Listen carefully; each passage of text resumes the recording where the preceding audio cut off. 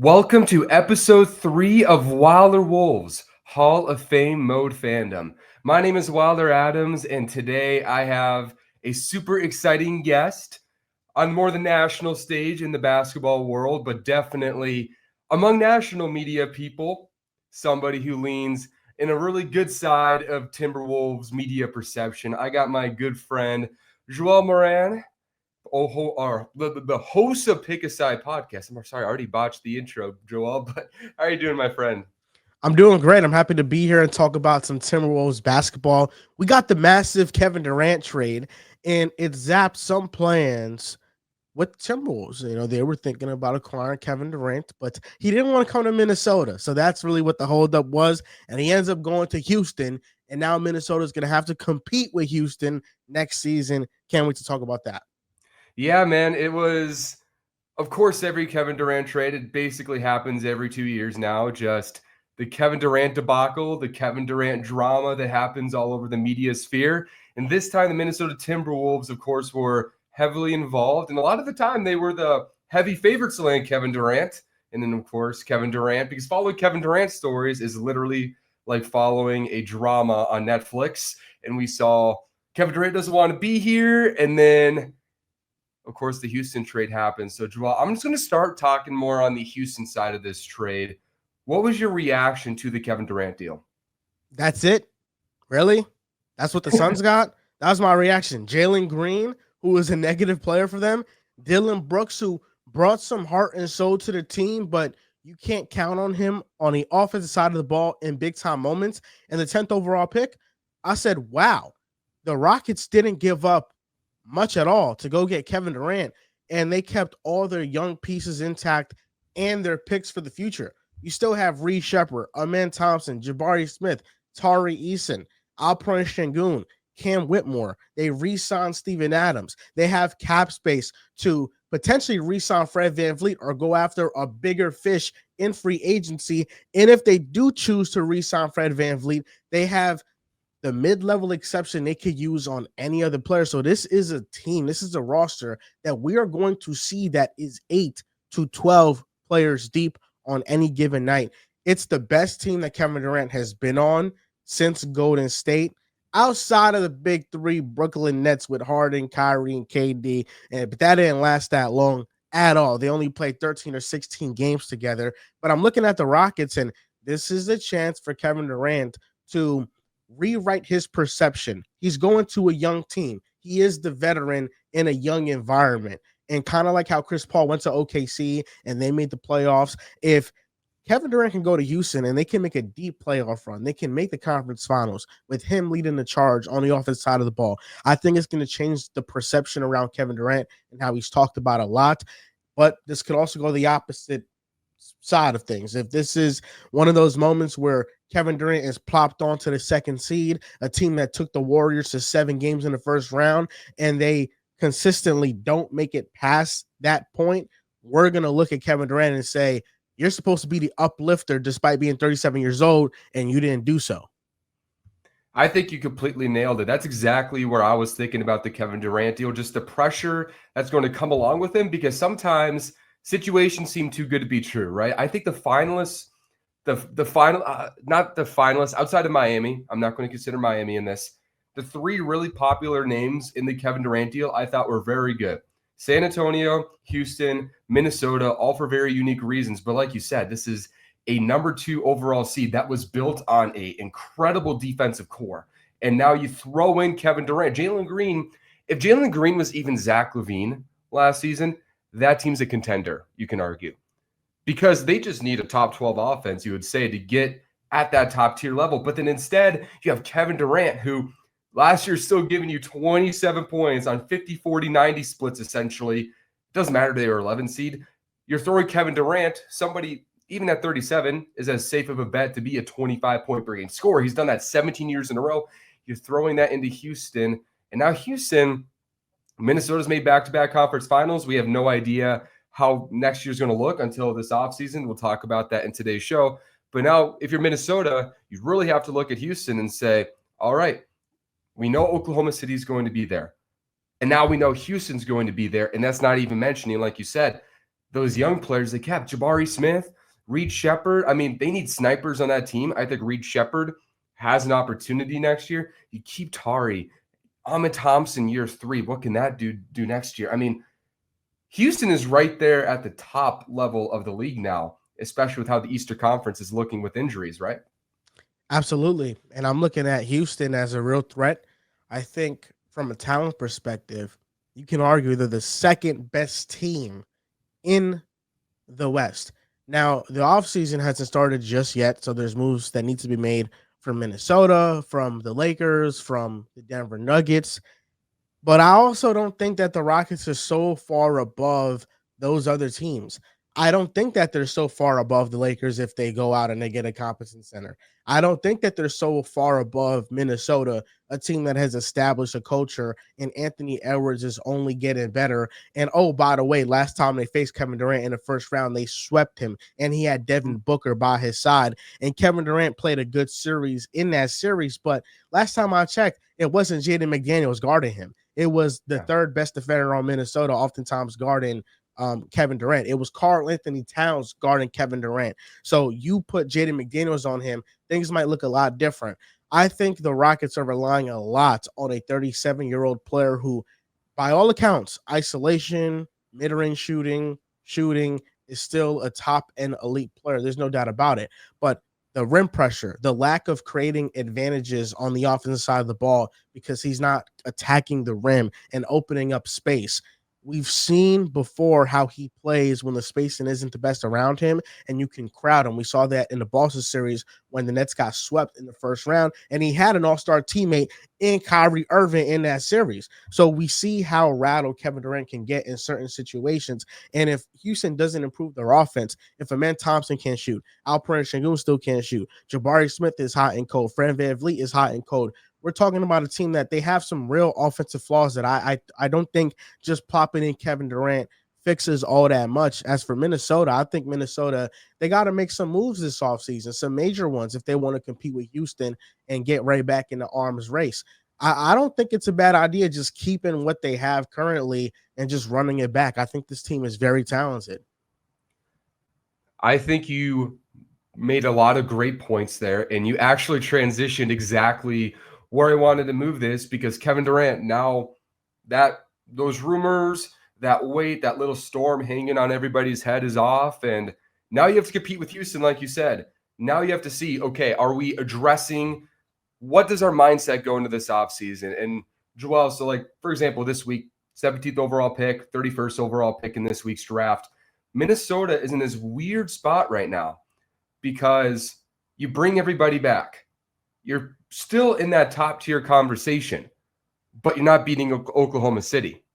I think we saw that last year. It's going to be very hard, even though the first year of Cat and Gobert transition to year 2, there was a big leap. Minnesota made that semi-leap at the second half of this season, going to the conference finals, and we saw the just flaws of the team not being able to withstand that consistent Oklahoma City pressure. So, Joel, my question for you is, how does Minnesota go about addressing that issue of having that not enough ball handlers this offseason? How seriously should they go about addressing that problem? It's a serious one. I think that's the number one priority of the offseason. I don't think they should go big fish hunting. Lonzo Ball is a name that I think would be really good for them if he can stay healthy. Last year, he was awesome for the Chicago Bulls. He was second in on-off differential, and their defense was 7 points better with him on the floor when he did play for them. I think he'd be perfect for Minnesota. I'm looking at Minnesota, and yes, you're caught between a rock and a hard place because what moves can you make where you can compete with OKC and you're not tarnishing your entire future?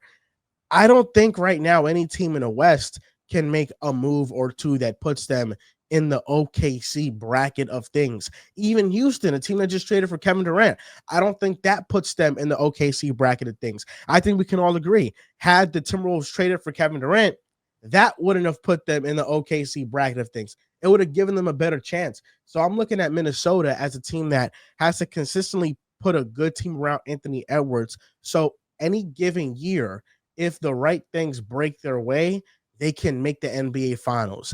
if they avoid OKC and another team knocks out OKC, or if certain injuries happen, you get a favorable matchup. I think that's how Minnesota has to approach things. And with the 17th pick and the 31st pick in the draft, I'm looking at Minnesota as a team that they can address some needs. They can draft a point guard. They can draft a center. Some centers I really like for them. Thomas Sorber, Ryan Kalkbrenner. I'm big fans of their game. And then point guards, Nolan Traore, who was supposed to be like a top 10 pick last year, he could fall into the teens and be right there for Minnesota.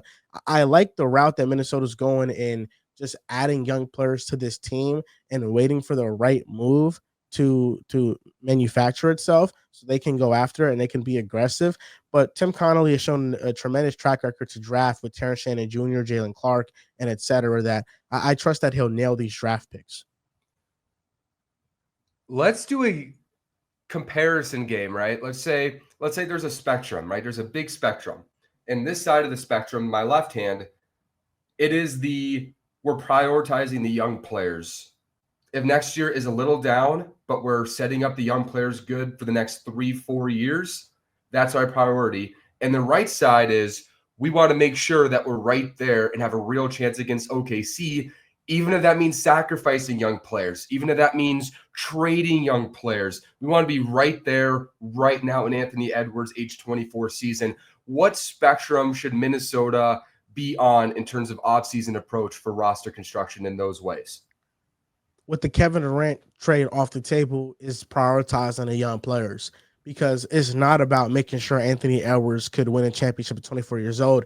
It's making sure that he can compete for one at 25, 26, 27, 28, 29, 30 when he is in his prime. And I think continuing to add young talent to this team, continuing to hit on draft picks, in 4 to 5 years, these players could come out and they could turn into solid rotational players. Just in 1 year, we're seeing that, okay, losing to Q Alexander Walker might be okay because Terrence Shannon Jr. could step up in that role. Jalen Clark could step up in that role. That's how Minnesota should approach building things. And I think they will with a trade like this off the table. But they definitely need a point guard to make them better around the edges. And I think Lonzo Ball gives them that. There's some other point guards on the market that aren't making too much that I think they should go out and attack. I'm thinking of any point guard that's making $20 million or less a year. Those are the type of options they should try and go after. But I'm going to be honest, like, I thought the offense was pretty much fine in the playoffs. I thought that they lost to OKC because defensively they couldn't get consistent stops. Shea was doing whatever he wanted with Jaden McDaniels, and there was really no answer. Like, I'm thinking if you bring in another all-time defender, like a great defender like Lonzo Ball in the mix, he can definitely slow things down. So I like that approach more, just continuing to build a defensive first mindset, because the offense, although at times it could fluctuate, it could struggle, I think for the most part, the defense is what let them down in this playoffs, at least. It's a really tough balance because I would slightly disagree with you, just because I think in the playoffs, when you're playing a juggernaut like Oklahoma City, Minnesota's inability to score in the critical moments was always an issue. It was an issue early in the season. It was a lot better in the first 2 rounds. There's no doubt about that. But even like the last game of the series, game 5, I can't get that image out of my mind. They scored single digits the first quarter, and you can just feel the pressure of Oklahoma City's wrath, of course, offensively. But Minnesota felt like they had to score because they weren't getting those stops. But then they couldn't score, and it felt like, a snowball effect in a lot of ways, an avalanche effect. That's kind of like where I'm worried about Minnesota. It's that weird in between, because you don't want to sacrifice too much defense this offseason, which is why it would be kind of scary dealing a Rudy Gobert in that situation, right? Because you deal Rudy Gobert, the entire identity of the team changes, and then you're probably playing more spread out. You're probably less defensive oriented, which is even scarier against OKC, because they're going to continue maintaining that size, maintaining that defense while ascending offensively. The race against Oklahoma City is just, it's going to be something, man. I mean, you were talking about it, like, maybe it's better just like trying to keep getting in the room and hoping things break the right way than building talent that's going to exceed Oklahoma City. I'm looking at the point guard position right now, Joel, and you made a really interesting point. You were saying, you know what, maybe it isn't a great idea to go all in on a max level guard or something like that. I want to hear your opinion. How much does Rob Dillingham fit in that mix for part of that philosophy of roster building at the point guard position? Because a player like that, it seems like that's a player, if Rob Dillingham isn't ready, you're comfortable with that type of player starting. But if Dillingham is ready, you're comfortable putting that type of player on the bench behind a Dillingham. How much does he play into your equation this offseason? I think it's a to be determined. I don't think that they should give up on him too quick. I think that would be a giant mistake. And I think Rob Dillingham offers a lot of the solutions that people are asking. A point guard that can attack off the dribble, a point guard that can make defenses pay from the outside. That is Rob Dillingham. The major question mark with him is his frame, his size, how he can hold up on defense. And those are all valid questions. But Rob Dillingham does offer juice as a scorer, and his development is going to be a huge reason as to why or why not the Timberwolves take that next step. And when I'm looking for a point guard, I'm looking for a point guard that can complement his skill set. I keep coming back to Lonzo Ball, but a point guard like Lonzo Ball, or even in the draft, let's say with the 17th pick, they draft Nolan Traore. Like I think that makes a lot of sense, just having two point guards, one that's more of a shot creator and one that's more of a playmaker and has size and has defensive chops. I think that's the way to approach things. Right now is Mike Conley is just such a negative for the team because he's older. He doesn't create any advantages. And at this point, defensively, he's not what he used to be. So they need 2 point guards basically next season to be impactful players. And I think Rob Dillingham could be one of those, whether it's starting or off the bench, more so off the bench. And then acquiring a starting guard. I think that that's like somebody like Lonzo who can just go in there and who can start. And I don't think it would cost too much to trade for him. We saw what they traded Alex Caruso for. It was just Josh Giddey. So the salaries with Mike Conley and Lonzo work. So maybe if they trade Mike Conley and a second round pick or one of those young players that maybe fascinates Chicago, then maybe it gets it done. But I think it would be a low cost move, and the reward I think would be worth it. I think that the drafting a point guard at 17 was a really interesting idea on your end because I think the perception would be if Minnesota drafted a Nolan Traore, who, by the way, between he and Rob Dillingham might be the lightest backcourt in NBA history, but drafting a Nolan Traore or, and Yegor Demin if he fell, I think a lot of Minnesota fans would look at it like, is this a bad look for Rob Dillingham? Like Minnesota is not a fan of Rob Dillingham. So that's the part that kind of scares me of drafting a point guard at 17, especially when you mentioned the big man options. And there's a lot of wings in the middle of the draft with incredible length, like a Cedric Howard or a Rasheer Fleming, right? Do you think it would hurt Rob Dillingham's development if they took a point guard at 17? It would hurt the perception of it. I think Minnesota probably looks at that and says, I just have 2 point guards, and that's fine. We need an abundance of them. So I think that'd be fine. But, I think in this modern NBA, what isn't a true point guard? What is a true playmaker? The waters have muddied for that. So I think just any player at 17 that can create advantages in a half court would be a great draft pick for Minnesota. If Nick Clifford fell to that pick and they draft him, I think that would be good, even though they would have an influx of just guards and wings with Edwards and Dante and Jalen Clark and Terrence Shannon Jr. That's the reason why I would approach the draft, the 17th pick, with either like a point guard or a center. I think a center might be the more glaring need because Rudy Gobert, how much longer is he going to play at this type of level? I think the time is ticking on him, and I would like more so a center at that spot so Minnesota can have that option for the future. A defensive minded center, and there are a lot of good centers in this draft that offer different skill sets. You look at Derek Queen, who's more of like an offensive first center, but no defense. He probably won't be there at pick 17, but we've seen crazier things happen in the draft. Ryan Kalkbrenner, really good shot blocker, really good movement. Thomas Sorber, 6'9", but his length and his arm length makes it so like he plays so much taller and he has real defensive chops.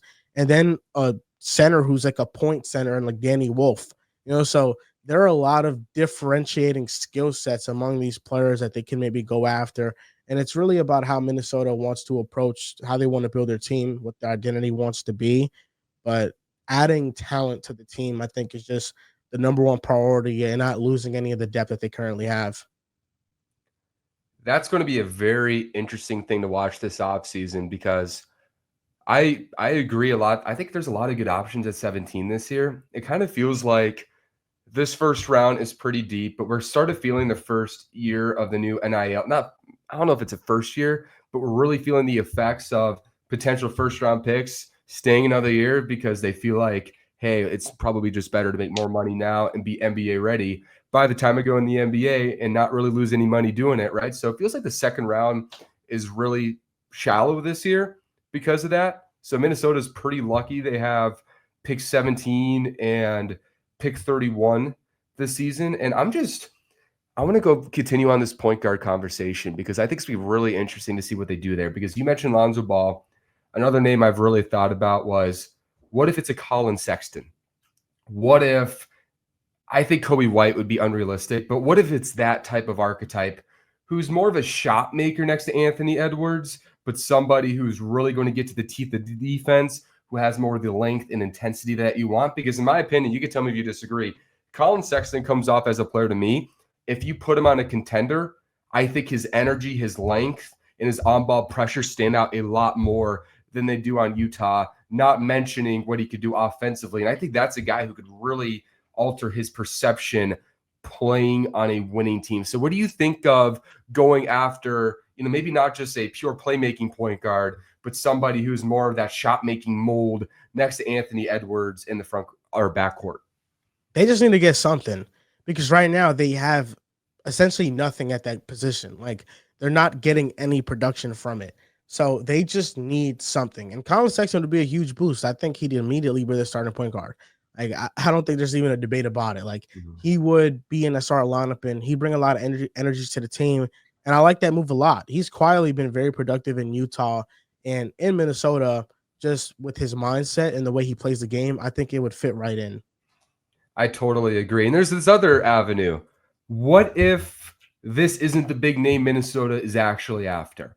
We've seen Tim Connolly do some random things, right? I can go back to 2022. Everybody's like, can they add a center like a Clint Capella? Can they add a DeAndre Ayton, somebody who can play next to Cat, but not the same maintenance? And then it's boom, it's Rudy Gobert.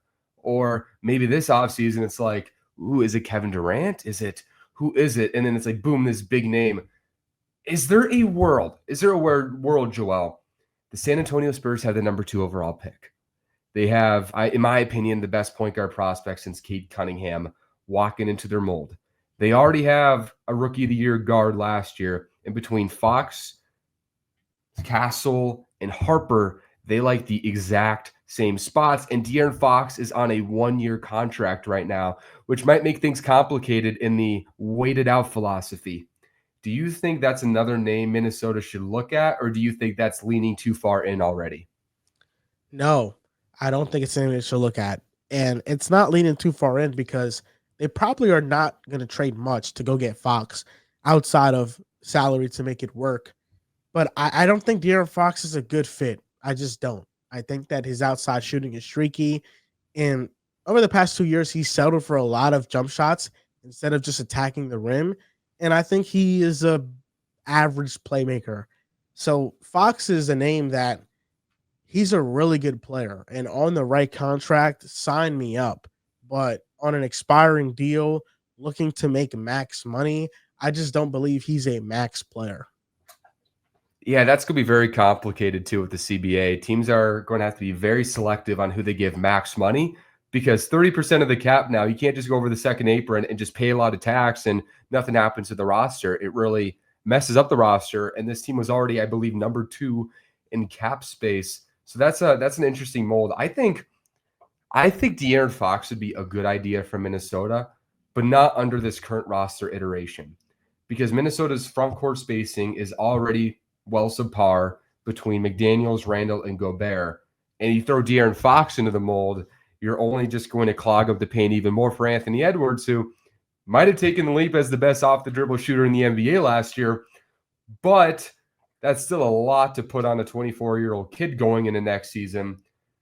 I want to use this to transition into the front court conversation with the Timberwolves because there's a few elements I'm looking at, Joel.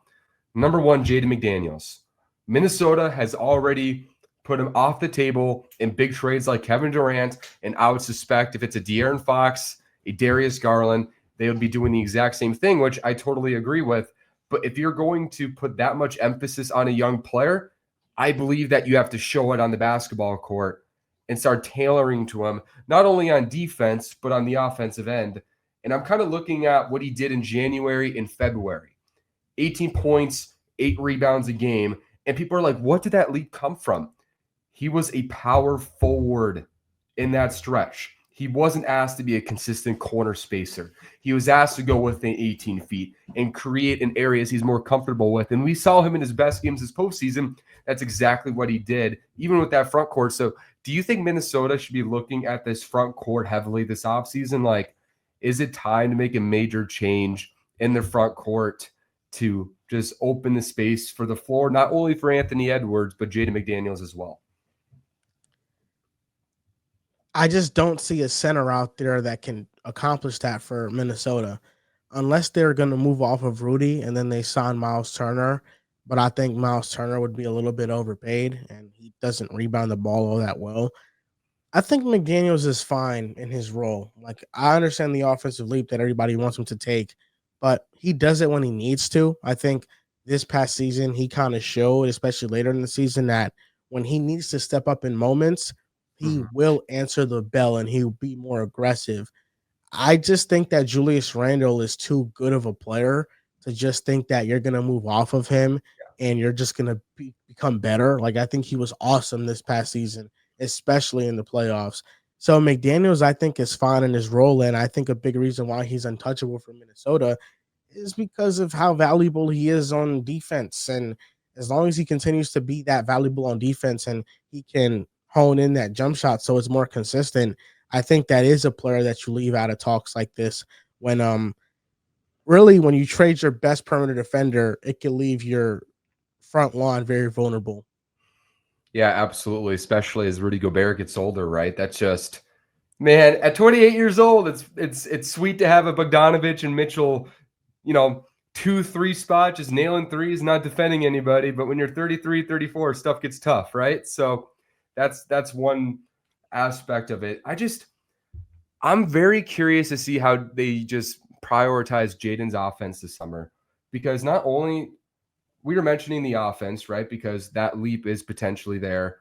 I believe more at the power forward spot than small forward spot, but there's also this element like Jaden McDaniels isn't only a roamer, or he's not only a point of attack defender.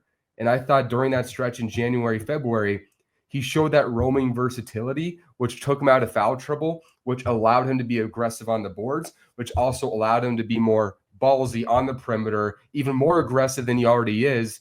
So I think it's so interesting because, in my opinion, my camera just went out.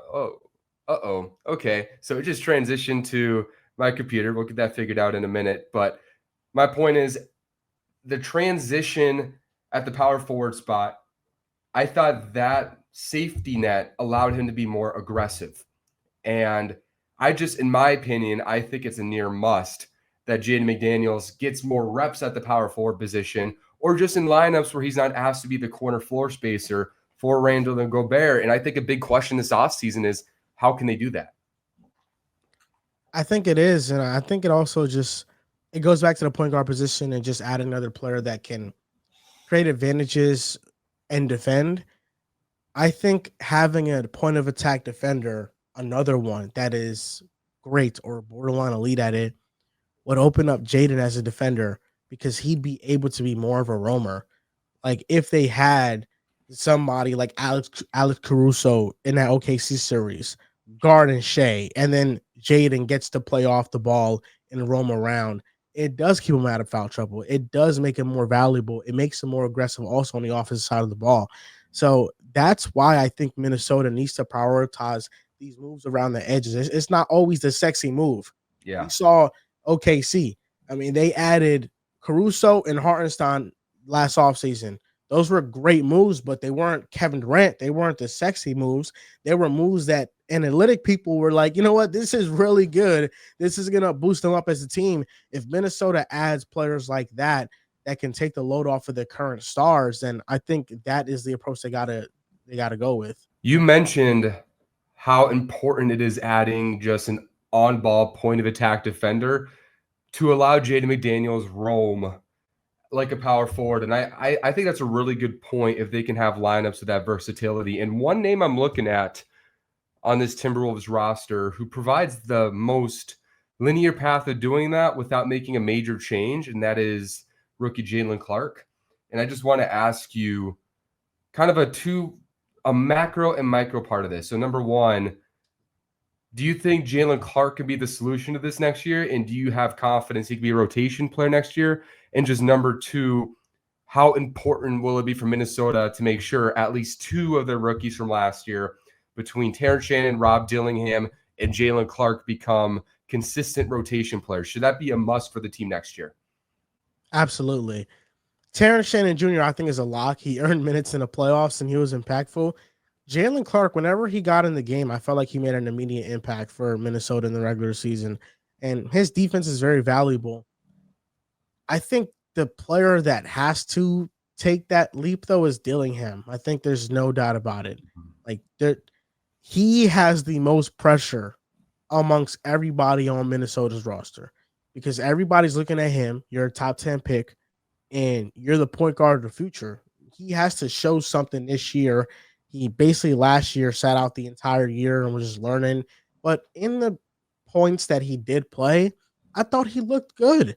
I didn't think he looked like a bad player. So I feel like he has the most pressure, but Jalen Clark could alleviate a lot of those issues. It's just the connectivity with him offensively might not be there the same way it could be there with another player. That's really the only thing. But I think defensively, he's more than enough. It's going to be funny because, like, the fanboy side of me is like, I want to see all of these kids play. I want them all to be in the rotation, and all of them provide something unique. And it feels like if you don't play one, you might be missing something significant on the roster unless you bring something in. But then if you're playing all three of these guys next year, is that a team that is, mature and old enough to really contend at a level where they get back to the conference finals? And at that point, you never know what happens. We saw with Indiana this year. You just get into the room and things can fall the right way, even though, of course, we saw last night it could fall to the worst way at the last second with Halliburton. But yeah, I think that's going to be very interesting to see how important it'll be for those guys to play. Chris Finch has already said Terrence Shannon's going to be a big part of the rotation next year. It feels like he's the guy who stood out the most in recent basketball just in terms of overall play quality. And then that's also another thing, like pick 17 this year, pick 31. It might be a lot to ask those kids to play as well on top of all those guys. So then it's like pick 17. Do you really take a center at 17 if you feel like it's not the best player when you're already probably trying to integrate other players who are already young? Is there any like backup bigs you think Minnesota should target? No. I think right now they're fine with Gobert and Naz Reid. I think that's fine. Like, you have your two centers that are going to play 48 minutes a night combined with those two. I think it's now just about like adding a developmental center that doesn't have to play next year, but can play and has upside, because we know that Luka Garza is good offensively, but we know that he's not the long-term solution for Minnesota at center. So I think it is about drafting a player or bringing in somebody young that can be that player that takes the mantle when Rudy Gobert is not as impactful anymore. And we've seen it before. Like, I remember when Houston had Dwight Howard on the downturn and Clint Capella did not play. And Clint Capella sat in behind everybody until Dwight eventually left. And then Capella was asked to take that next step in his game, and he did. So we've seen it before where centers could sit like a year or two, and then they could be ready by the time that their number's called on. It's funny because you're mentioning this and just unprompted thoughts, because I'll have more of an intimate draft show tomorrow because the draft's on Wednesday. But that idea of you draft a center, but you don't want that player to play right away, it gets me really intrigued by the idea of getting like a Beringer from Europe on this team, because that dude's only played basketball for, I believe, 2-3 years, and he's got just these unbelievable physical tools and defensive prowess that if you mold together, I think he has higher upside than anybody else we mentioned at this potential spot at 17. Like, I think the best version of Beringer is that kind of, Capella type, but even more bouncy. And he has those weird, like, defensive flashes that feels like an all defense caliber player. So that's a guy who would be really interesting on this team. I got to do my homework on Beringer. Okay. Yeah. Beringer, he's like, he started playing basketball 3 years ago, and he's offensively, he's, pretty traditional pick and roll lob threat, but defensively, just the movement, the quickness, the length, the hands, the shot blocking, playing in, EuroLeague that young. He's an impressive prospect. So yeah, I definitely recommend checking that guy out because he can play. And yeah, it's going to be very interesting, kind of transition to the later end of the show. Minnesota in free agency, right? Because we're kind of talking about this team under somewhat of an assumption that they're going to bring back Randall. They're going to bring back Naz Reid. Do you think at this point that's the no-brainer move? And where does Nickeil Alexander-Walker land in this equation as well? I think that is a no-brainer move, and I think Alexander Walker is the odd man out. It's unfortunate. I'd love to keep him, but you can only play so many players. And if Alexander Walker comes back to the team, then Terrence Shannon Jr. is not getting minutes next year. Then Jalen Clark, you can say goodbye to his rotation minutes too, and potentially Rob Dillingham as well.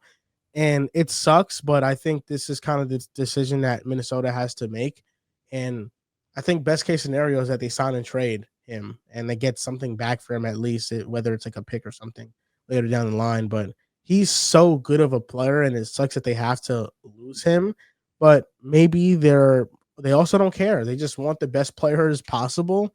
And Terrence Shannon Jr., if you're better than him, then beat him out. And that's what it's going to be. So, they could approach it in different ways, but I think Randall and Naz Reid are the mainstays, because not bringing back Randall would just leave a gaping hole at the 4 spot. And Naz Reid is the best backup center in the league who could start on a lot of teams as well. But I think the only trade possibility for Julius Randle would be to the Nets. They have cap space, and maybe bringing in Cam Johnson and doing like a swap, like Randle for Cam Johnson. I don't know if Brooklyn would do that, just because they're like in this weird rebuild phase. But I think as for Minnesota, I don't know if you'd do it either, because Randall's an all-star, and Cam Johnson is really good, and he offers shooting, and he's a good defensive player, but he's not an all-star. And I think Randall in these talks a lot of the times gets underrated because of fit, and people don't actually acknowledge like how skilled of a player he is. I don't know what's going on with my camera today, man. But I was listening while I was having my fight with the camera. We'll just continue without the camera because I'm sick of fighting this camera for today. We'll figure that out tomorrow. But yeah, you mentioned the Brooklyn Nets situation with Julius Randle. One, if you're the Nets and you're in this rebuild and you have all these assets going forward, and you didn't get a top draft pick this year, right? That's going to be the question. Like, why would they go for Julius Randle? And if you're Julius Randle, what options will there be this offseason? Are you better off just taking your option and betting on the money next year? Or do you just, take, not a conservative contract, because this is generational money regardless, but do you take, I don't know, a 3-year 110, or you know what I mean? Like, not quite a max, but high level money. That's going to be the question. And also the new CBA is going to be so interesting because it's going to really affect what type of players get maxes, right? We're already seeing the little flashes of players like Brandon Ingram getting traded, because historically that perception is a guy like that's worth a max because he's a borderline all-star. But now those type of players are in that weird purgatory. And I could see a world, as great as Julius Randle is, he might fall in that territory. So that's the negotiation of Julius Randle, I could argue, is the single most interesting thing with this Timberwolves offseason. And I don't know where it's going to go there. I think it makes a lot of sense for him to run it back if he wants to try the free agency world next summer. But then also if he just wants to take the money right now and just know where he is for the next 3 years, he's a family man and really good guy from all I've heard and super exciting player. So that is going to be interesting. And like you mentioned, the Nickeil Alexander-Walker part, just he's such a good player, man, and he's so hard to lose. And I just thought like it's a weird thing because like Nickeil Alexander-Walker fit the identity of this team in the past, and because he's such a Swiss Army knife, there's no way he wouldn't fit a team.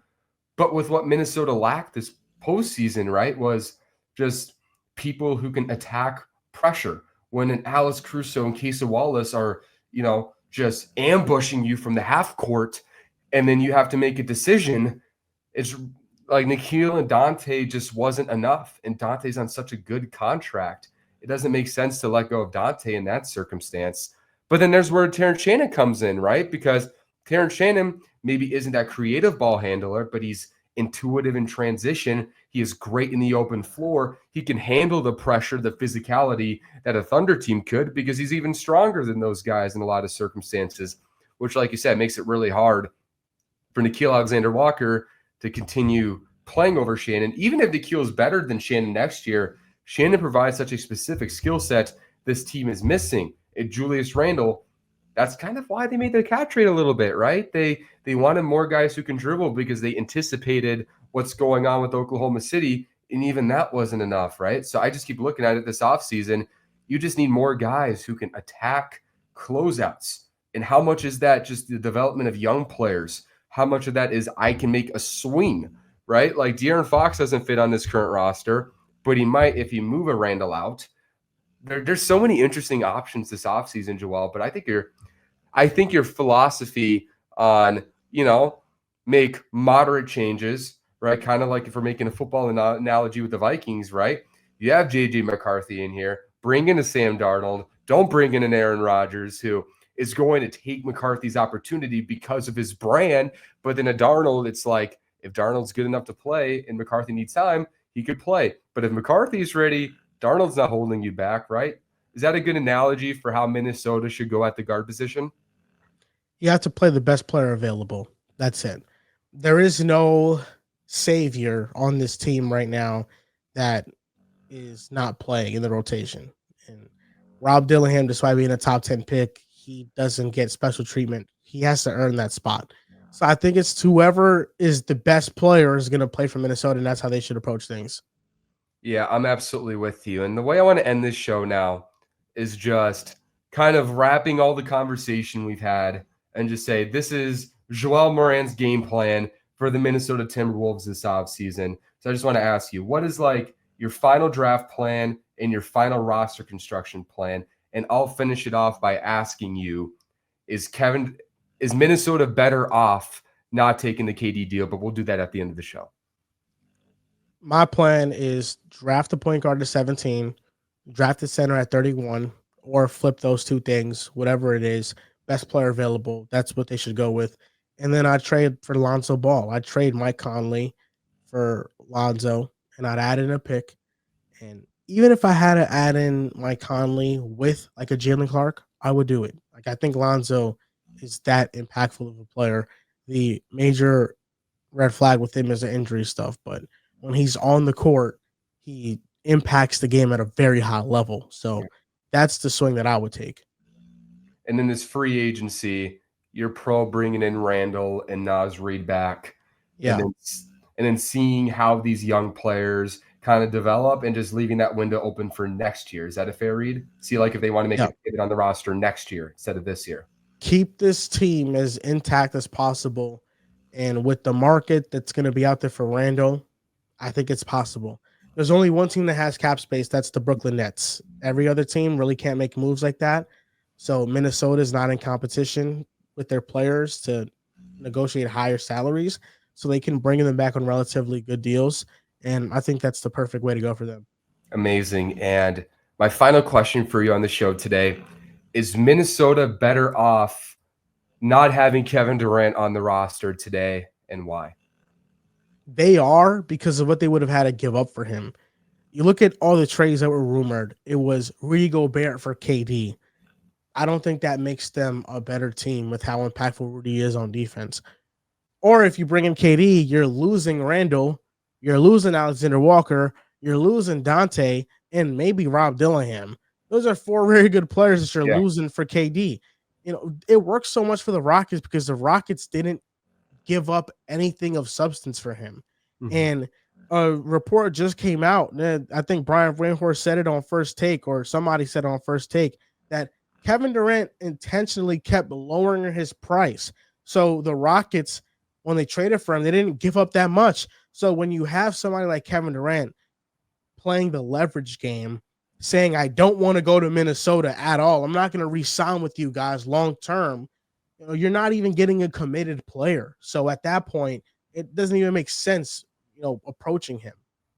And we've seen that before in Minnesota with a star who, questions long-term of his fit, and there's controversy of it, right? We saw that with Jimmy Butler 7-8 years ago. And unlike back then, there was optimism back then, but the optimism recently is coming to fruition as a really good basketball team, right? So like by trading for KD, you can argue that the floor is lower going forward. So I totally agree. It's one of those, if Kevin Durant wanted to come to Minnesota and he was the one trying to lower his price so he can go to Minnesota, it probably would be a good move. Having a mentor, Ant and Jaden, getting that other score. And I love Julius Randle, but Kevin Durant's Kevin Durant. And then you have somebody who can kind of, he's kind of the anecdote to an OKC defense because he's not trying to overcomplicate moves with the ball. He's just going to rise over you. So a guy like that's great, but if he doesn't want to be here, a guy who has a history of showing his disinterest when he's done with the team, you don't want to mess up the Anthony Edwards window. I'm totally with you. I think Minnesota is a lot of tough decisions this offseason. I have no idea what to expect. So right now, just final question. You think Minnesota still isn't that sounds like tier 2 after Oklahoma City in the conversation in the West? They're a dark horse contender. They're one of the 5 best teams in the West, though. Amazing. This is Joel Moran of Pick a Side Podcast. I've been listening to him since 2021. He's fantastic. And, River Brown, Jean Tortorelli, the rest of the team, they're incredible out there on Pick a Side. So definitely Wolves community, Joel Moran might be the best guy. Oh, he is the best guy. You could definitely argue in terms of, propping up the team in a more national sense, but he does it objectively. He's not doing it because he's a fanboy. He actually does it because he looks at the teams and he sensed the rise that Minnesota was on recently before a lot of people. So don't take it as just he's has a Minnesota bias. He's as good as it gets when it comes into the modern digital media, especially when it came with evaluating the Minnesota Timberwolves. And to close it off, I just want to say I have a brand new concept that we'll be starting on every Friday on the show. It's called Wolves Fandom Friday. Every week, I'll have 3 fans on the show, fans of the Timberwolves, and we'll just have debates on the biggest topics around the Minnesota Timberwolves. This week, it's going to be big with the ownership change, with the NBA draft. So it's going to be a super fun first episode. And yes, we have packed a week with the NBA, the finals game 7 yesterday, the NBA draft. And Joel, just thank you so much, my friend, on being on the show. Thank you for having me on. Incredible. This is Wilder Wolves Hall of Fame Mode Fandom.